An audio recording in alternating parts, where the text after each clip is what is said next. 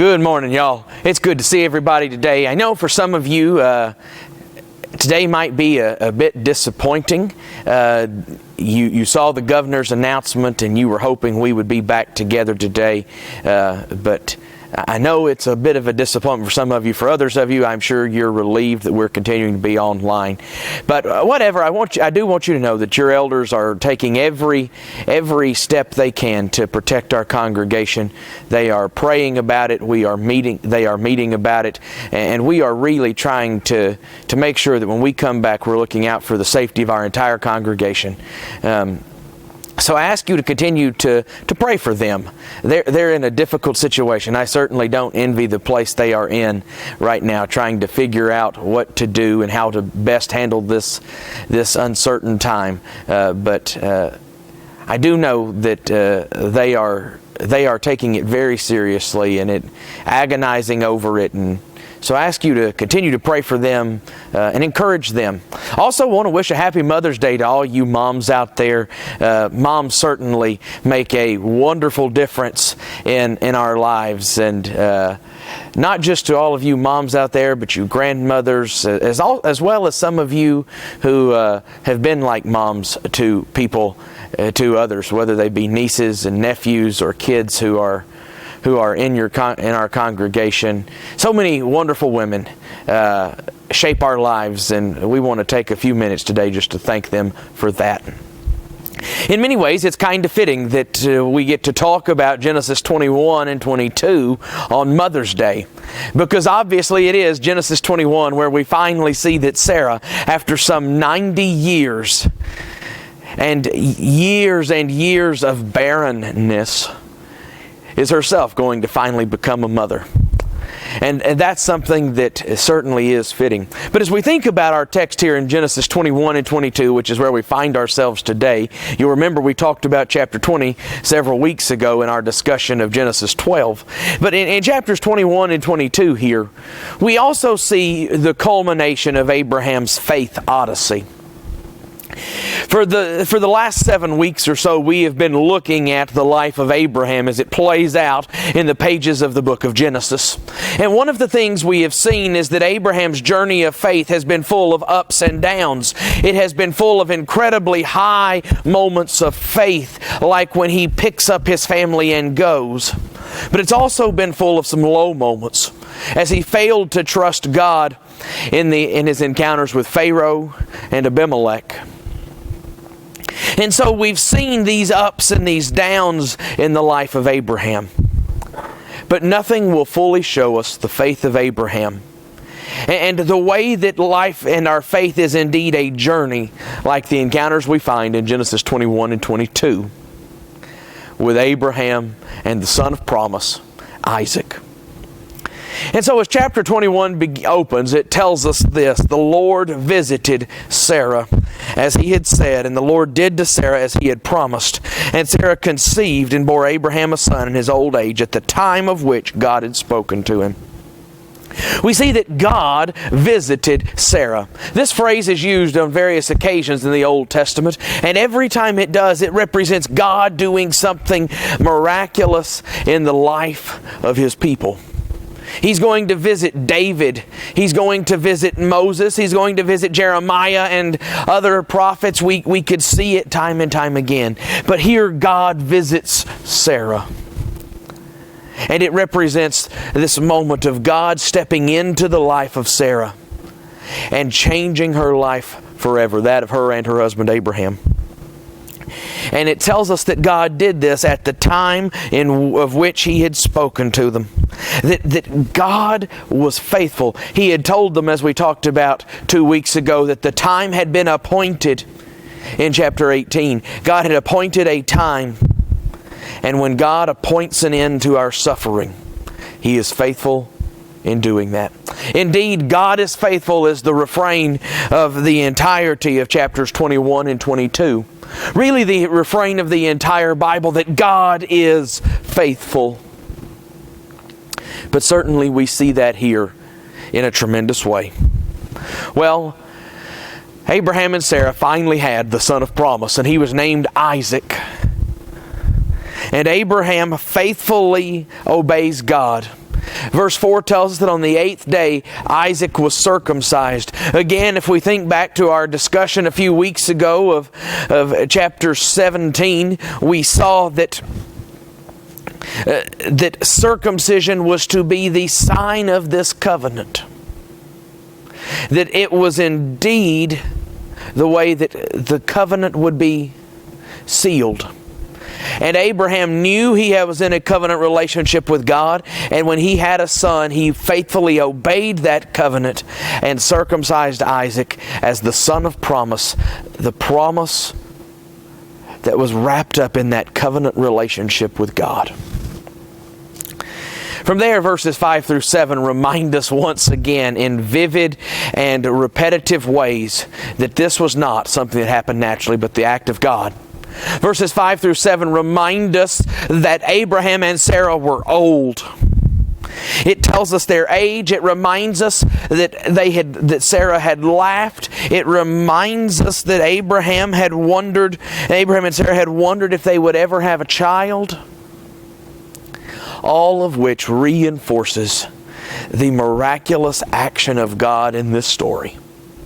That God had made a promise, and He faithfully fulfilled a promise. A promise that was beyond anything that could have happened on its own. Well, from there, as we move through chapter 21, we encounter an interesting story about the relationship between Sarah and Isaac and Hagar and Ishmael. Remember, Isaac was not Abraham's only son. In fact, way back in chapter 16, as we saw, Abraham had taken matters into his own hands. And he had taken Sarah's slave Hagar as a wife and had a child with her. But here we see that something happened. And there was a feast to celebrate Isaac having been weaned. And something happened according to verse 9, that Sarah saw the son of Hagar the Egyptian laughing at Isaac. The word here used really is more likely to be some kind of mocking. That whatever it was not just playful back and forth, but something that was ridiculing or mocking or making fun of. And it upset Sarah tremendously. We know there was already plenty of tension between Sarah and Hagar, right? We talked about that a few weeks ago. And so here, Sarah, after seeing this and seeing the way Ishmael is acting toward Isaac, she goes to Abraham and she asks them to cast out this slave woman with her son. The idea here is to literally divorce her. Cast her out of your life. Send her away. Obviously, Abraham was very upset by this. The text tells us there in verse 11. And it's no surprise Ishmael was his son. You can imagine how reluctant he must have been to send his son away from him. To no longer have a relationship with him.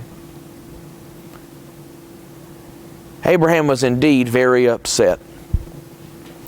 But God comes to Abraham and says, "Be not displeased because of the boy and because of your slave woman. Whatever Sarah says to you, do as she tells you, for through Isaac shall your offspring be named. And I will make a nation of the son of the slave woman also, because he is your offspring." God tells Abraham, "I know you're upset, but Sarah's right. Your child of promise is Isaac.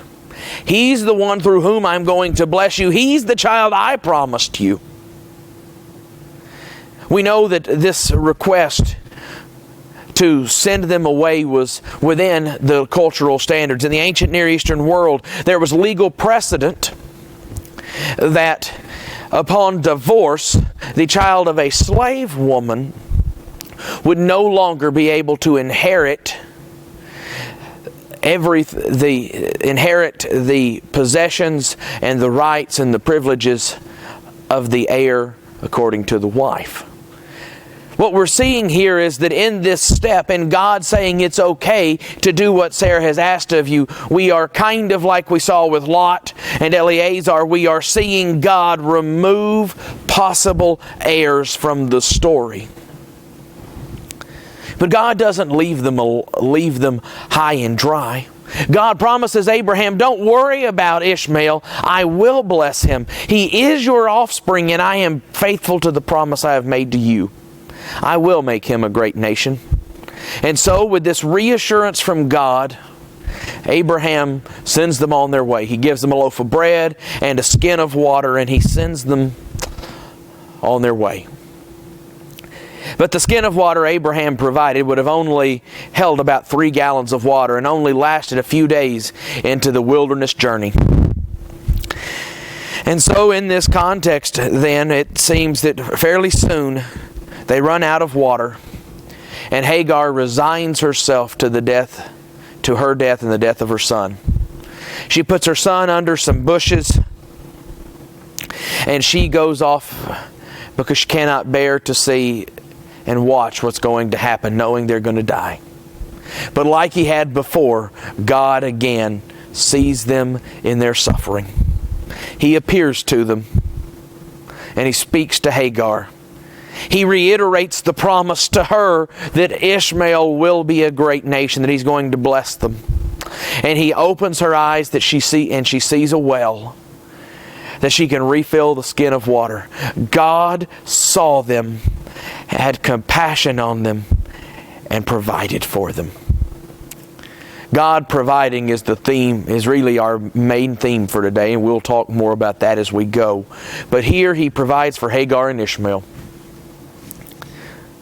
And so, verse 20 tells us that God was with the boy and he grew up. God was faithful to His promise to Abraham to be with his son Ishmael, even once Ishmael had been cast out of Abraham's family. Well, from there we come to an interesting text, an interesting encounter in the rest of chapter 21.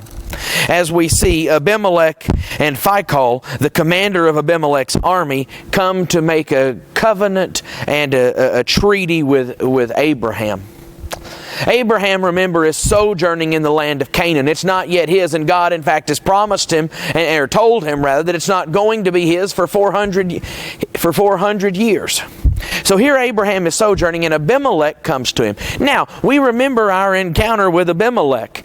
It's been a few weeks now, but back in chapter 20, which we talked about, I know it was the chapter right before where we are, Dave. We talked about it about 6 or 7 weeks ago. But you remember the story, how Abimelech had taken Sarah to be his wife, and how God had been displeased by that and revealed His displeasure to Abimelech, and how that situation was resolved because of Abraham's deceptiveness. Or how Abraham's deceptiveness had led to the situation, and God steps in and resolves it. But here, Abimelech comes to sign a peace treaty with them, with Abraham and his family and his descendants and his household. And he says there in verse 23, "Now swear to me here by God, that you will not deal falsely with me or my descendants."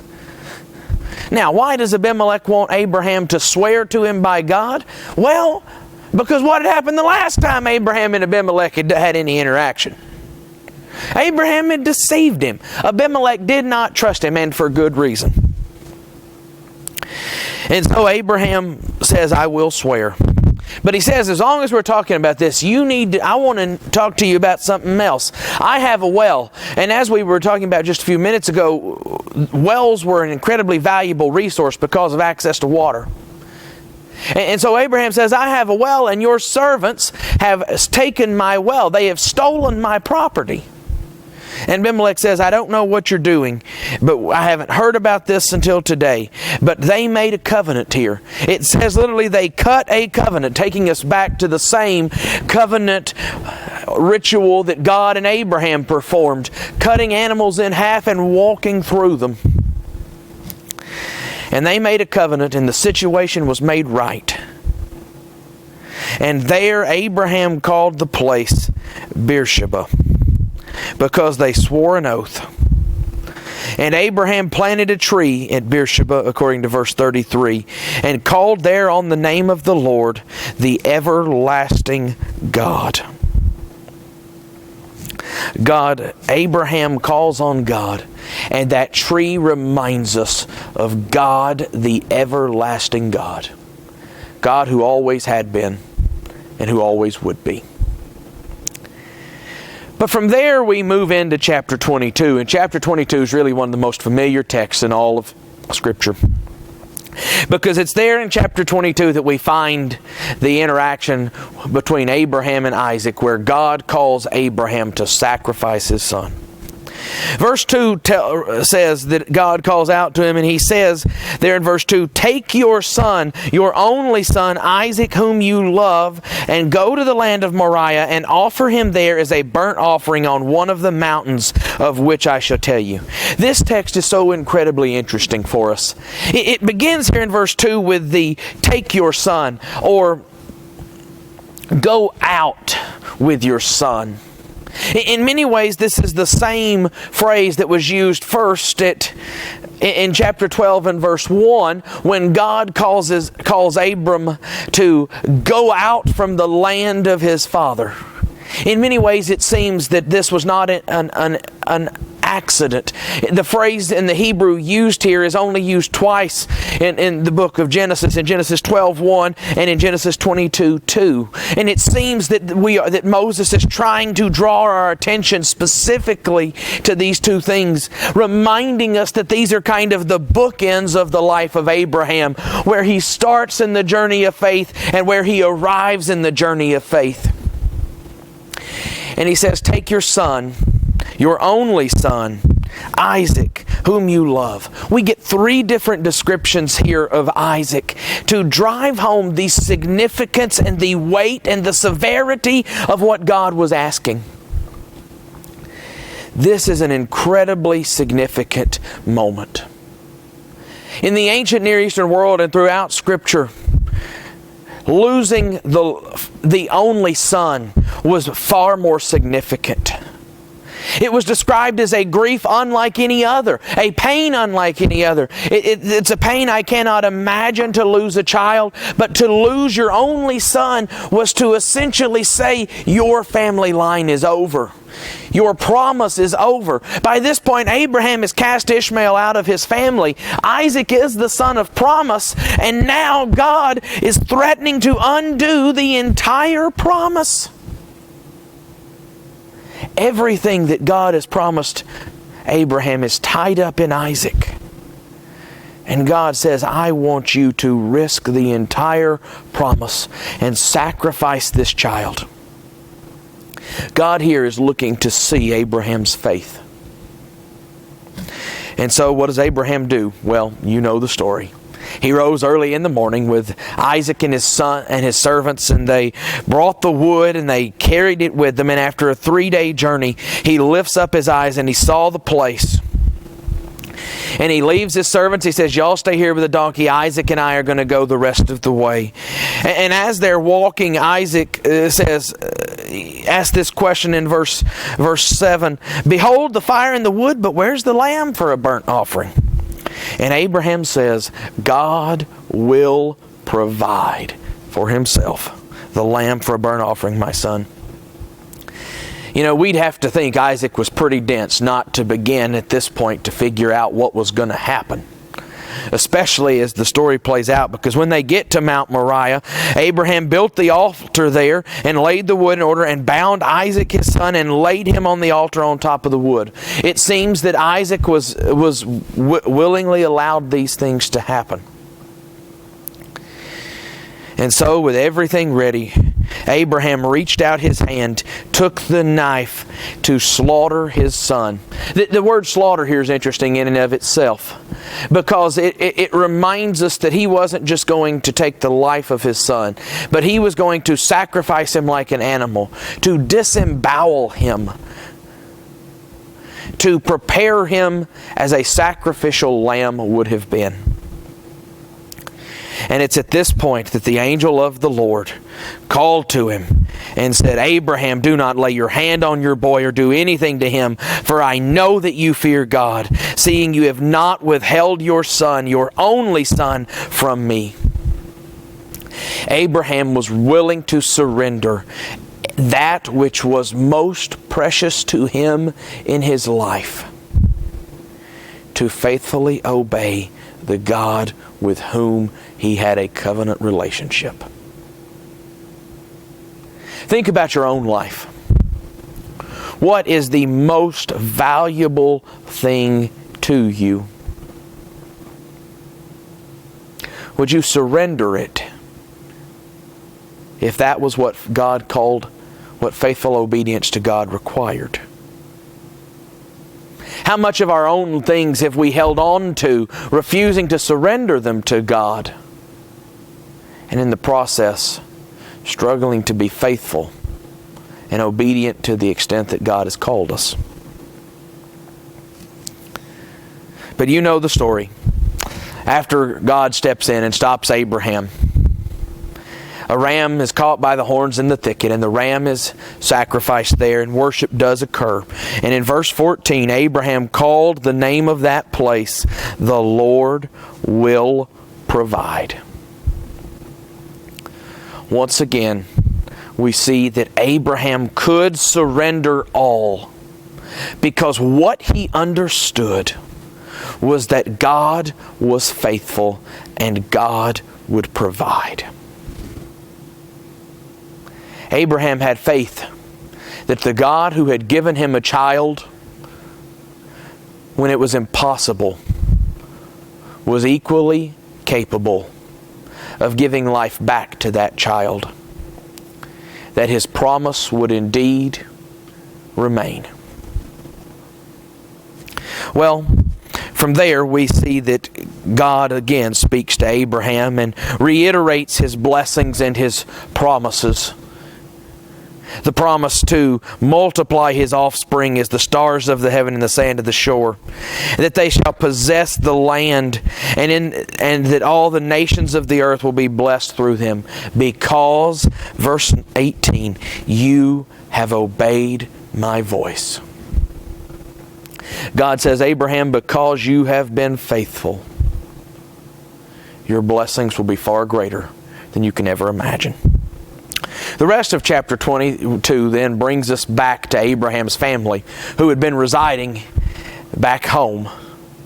And it tells us about his brothers, that there were children born to his brother Nahor, and one of whom was Bethuel, who fathered Rebekah. And this inclusion here really begins to point us to the transition in our story, as we're going to begin to move away from the story of Abraham and toward the story of Isaac, as God continues to be faithful to his promise and bless Abraham's offspring because of the faithfulness of the patriarch. And with that, chapter 22 comes to a close. But I believe these two chapters here in chapters 21 and 22 remind us of some very important things to take away. The first of those is that God is faithful. You've heard me say it several times in the last few minutes, but it is indeed the overarching message, one of the overarching messages of this text. God was faithful to the promise He made to Abraham to give he and Sarah a son. He appointed a time, and at the appointed time He fulfilled that promise. God is faithful in every situation. Even when we are not, God is faithful. And the faithfulness of God should lead us to be faithful to Him. When we look and we see the faithfulness of God in our own lives, how do we respond? Do we respond with faithful obedience to Him, or do we doubt? Do we wonder if God will be faithful even though He has never given us a reason to question Him? How do we respond to the faithfulness of God? Second, we need to be reminded, as this text so beautifully shows us, that God is the source of blessings. That God is the source of blessings. It was God who gave Abraham and Sarah the child of promise. They couldn't have done it on their own. Time and time again, we've been reminded of how old they were. They couldn't have done it on their own. But God could, and God did. When Abraham signs the treaty with Abimelech, he wraps it up in the faithfulness of God, that the everlasting God had blessed him. And so this treaty he made was not just with Abimelech, but with God as well. Because it was God who had blessed him, and it was God who was providing, and it was God who was leading. The everlasting God. When we get here to chapter 22, it was God who had blessed them with Isaac, and Abraham was confident that the God who had blessed him with a son would ensure that those blessings did not cease. It is God who reiterates the blessings that He's going to bring to Abraham. And we see it time and time again. Then the third and last thing I think we see is that God will provide. He always has, and He always will. We look at our lives, and oftentimes we begin to be concerned. Right now we're in the midst of a time where some of you may be struggling. You may not know when your next paycheck will come. You may not know how you're going to make ends meet this month. And that's a circumstance that is indeed challenging and trying. But God will provide. God is a God who provides. He doesn't ask more of us than we are capable of. He doesn't leave us alone to figure things out by ourselves. God will provide. And now, the mountain of Moriah was renamed to remind us that God provides. So the question then that we have as we conclude this morning is, how are we responding to the faithfulness of God? You know, in Abraham we see that faith is an odyssey. It's a journey. Abraham has struggled and fallen time and time again, and we've read about it and talked about it over the last few weeks. But here Abraham arrived at the pinnacle of his faith. In the greatest moment of surrender. The faith odyssey requires us and calls us to be willing to surrender everything, even that which is most dear to us in this world, to God, confident that He is faithful and that He will provide, because He is the source of all blessings. Is that the kind of life we live? Is that the kind of faith that we have? If you're anything like me, your faith struggle seems most of the time to have more downs than it does ups. That we fall and are faithless more than we are faithful. But just because we fall doesn't mean that's where our journey has to end. God called Abraham decades before this moment. For years, Abraham had been on this journey. And it's only here, almost near the end of his life, that he reached this moment. As long as there's breath in our lungs, we are still on our own faith journeys. And our faithfulness doesn't have to be defined by our failures. That's the beauty of the story, right? Abraham fell, but Abraham was remembered as a faithful man because of this moment. When our lives are over, our faithfulness will be measured on the whole. May we be people who constantly strive to be more faithful, who are willing to surrender all in faithful obedience to God, knowing that despite our shortcomings, at the end of the day, God will look at our faith journey and how far we've come. May that give us hope, and may it give us a greater desire to be the people who God has called us to be.